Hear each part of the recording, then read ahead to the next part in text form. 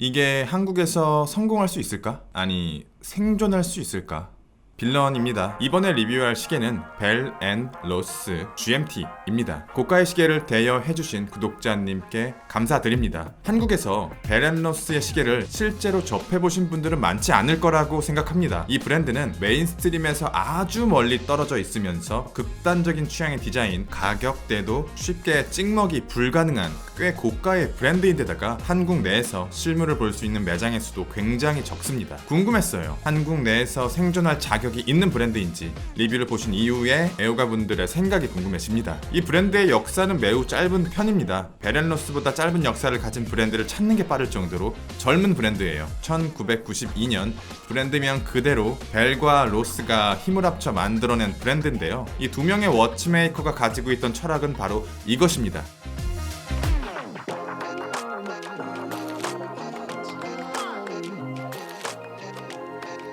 펑션, 쉐입, 폼. 시계를 디자인하는 디자이너와 시계 내부의 구조를 조직하는 엔지니어, 그것을 구현하는 제작자가 서로 같은 방향을 바라보고 있어야 한다가 이 브랜드의 핵심 철학인데요. 어떤 물건을 만들더라도 당연히 이 세 가지가 조화롭게 맞물려야겠지만 현실적으로 효율화, 분업화된 시계업계 시스템 속에서 이 철학을 실제로 구현하는 시계 브랜드는 정말 소수라고 생각합니다. 이 브랜드는 한국에서 큰 힘을 가지고 있는 브랜드는 아닙니다. 아슬아슬하게 줄타기를 하고 있는 상황이라고 표현하고 싶은데요. 예전에 이 브랜드는 쇼파드와 파텍 필립의 리테일러 우림 FMG에서 한번 국내에 들여온 적이 있었는데 한국의 애호가들에게 별다른 반응을 얻지 못하고 철수한 이력이 있습니다. 그리고 최근에 브라이틀링, 태그호이어, 제니스, 위블로, 롤렉스의 리테일러 명보에서 다시금 데려왔어요. 시계 브랜드는 크게 두 가지 방식으로 한국 내 들어옵니다. 스와치 그룹처럼 한국 내 지사를 세우고 사람을 뽑아서 마케팅도 하고 판매도 직접 하는 브랜드와 자신들이 직접 들어오는 리스크를 안기보다는 한국의 사정을 잘 알고 일을 잘할 만한 한국 내 전문가에게 마케팅의 일부나 판매를 양도하는 브랜드가 있습니다. 시계 브랜드 입장에서 전자의 장점은 그 국가에서 예쁘게 뿌리 내리는 게 가능하다면 전 세계적으로 일관성 있는 브랜드 가치를 컨트롤하면서 지속적으로 수입을 낼 수 있다는 것이고, 전자의 단점은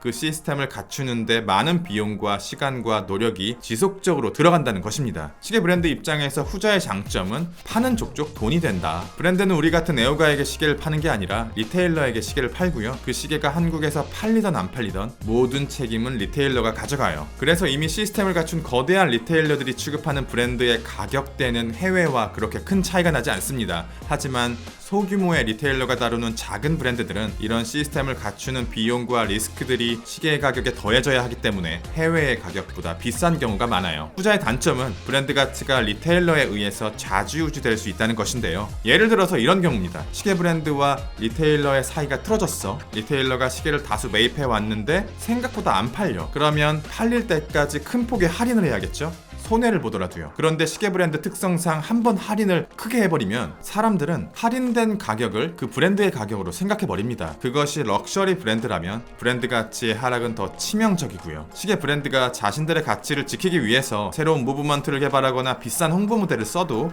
조마샵에서 50% 할인을 때려버리면 브랜드 가치는 박살나요. 첫인상은 굉장히 강렬했어요. 제가 만나본 그 어떤 시계보다도 눈이 부셨습니다. 눈이 부시다. 시계가 고급스럽다, 예쁘다, 아름답다 이런 추상적인 단어를 돌려 표현하는 게 아니라 말 그대로 눈이 부셨습니다. 스포츠워치 특유의 화려한 펫빛과 독특한 피니싱으로부터 튀어나오는 이 말도 안 되는 광빨은 시계를 직접 보는 게 부담스러울 정도예요. 구독자님을 만나면서 시계를 요리조리 살펴보고 있는데 제 오른쪽에 거슬리는 게 있어서 고개를 돌려보니까 이 시계의 광빨이 유리창에 반사된 빛이 다시금 저를 간지럽히고 있던 것이었습니다. 이렇게 말씀드리니까 제가 봐도 개오바하는 것처럼 보여지는데 매장에 가셔서 실물을 보시면 어느 정도는 수긍하실 겁니다. 피니싱과 마감의 퀄리티는 되게 좋은 편이에요. 800만 원이 넘어가는 부담스러운 가격대를 고려하더라도 좋은 편이에요. 특히 미드 케이스의 마감은 매력도 있으면서 퀄리티도 훌륭하거든요. 제가 지금 시계를 들고 있는 이 공간은 빛을 되게 부드럽게 흩뿌려 놓은 곳이라 영상으로 봐서는 이 시계의 피니싱을 제대로 보기 어려우실 텐데 실제로 보면 미드케이스 측면의 피니싱은 3D 홀로그램을 보는 것처럼 입체적입니다. 어떻게 평면을 입체적으로 표현해내는지는 미스테리하지만요. 홀로그램 같은 미드케이스 옆면의 브러싱과 베젤 혹은 브레이슬릿 부분의 브러싱 마감은 조금 다른 것 같은데요. 여기도 마찬가지로 어떤 작업을 해두었는지 모르겠지만 일반적인 브러싱 마감과는 다르게 과할 정도로 빛을 후두려 패서 이 과한 눈부심이 개인적으로는 불호에 가깝게 느껴졌습니다. 가로 세로 41mm의 사이즈, 11mm의 얇은 두께, 두꺼운 베젤을 가진 스포츠워치라서 실제 사이즈는 43mm 이상으로 체감됩니다. 손목을 거진 다 꽉 채우게 되는데요. 중요한 건 착용감이죠. 제가 손목이 너무 아픈 거예요. 그래서 이 시계의 무게를 재봤거든요. 무게가 2kg가 넘어가서 화들짝 놀랐는데 개끔이었습니다.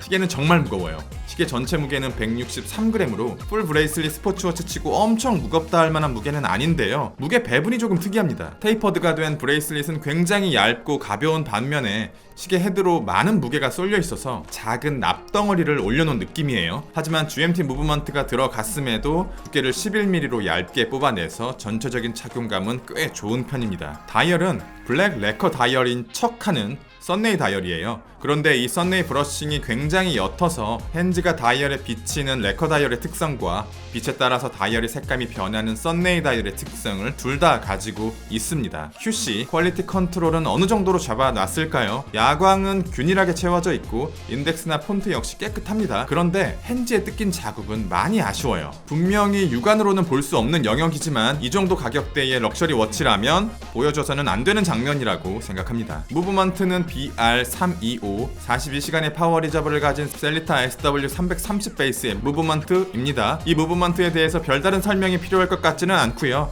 로터가 달린 오토매틱 무브먼트를 시스루 백으로 감상할 수 있는데 무브먼트 내부를 보는 건 쉽지 않습니다. 무시무시한 로터가 무브먼트를 감싸고 있거든요. 피니싱의 방향성은 이 브랜드의 지향점에 걸맞게 기계적인 깨끗함을 보여주고 있고 기초적인 마감들 역시 훌륭합니다. 하지만 저는 이렇게 생각해요. 이 브랜드가 외치고 있는 철학들, 펑션, 쉐입, 폼, 이 세 가지를 자신들의 작품에 구현하고자 한다면 이렇게 사각시계의 디자인에 원형, 범용 무브먼트를 집어넣으면서 발생하는 불필요한 공간과 에너지를 활용하는 시스템과 무브먼트를 마련해야 한다고 생각합니다. 지금 이 모델에는 디자인은 있지만 그것을 활용하는 기능과 구조는 보이지 않아요. 물론 현실적인 상황도 고려해야 하는 것을 잘 알고 있습니다. 1000만 원이 넘지 않는 리테일가로 이 브랜드의 이상향을 구현하는 것은 쉽지 않다는 것을요. 하지만 이 브랜드가 애호가들에게 더 강렬한 인상을 남기기 위해서는 단순히 전투기 계기판을 닮은 디자인 하나로 승부해서는 현실적인 경쟁자들이 너무나 강력하다고 생각해요. 한국 내에서 아슬아슬한 입지, 고환율, 고물가, 한국인의 손목 사이즈, 극단적인 브랜드 색채, 작고 가벼운 시계를 선호하는 트렌드, 비교적 비싼 가격대와 강력한 경쟁 상대들, 브랜드가 극복해내야 할 난제들이 많이 남아 있습니다. 베렌로스는 과연 한국에서 어떤 브랜드로 기억될까요? 구독자님들의 생각이 궁금해집니다. 빌런이었습니다. 감사합니다.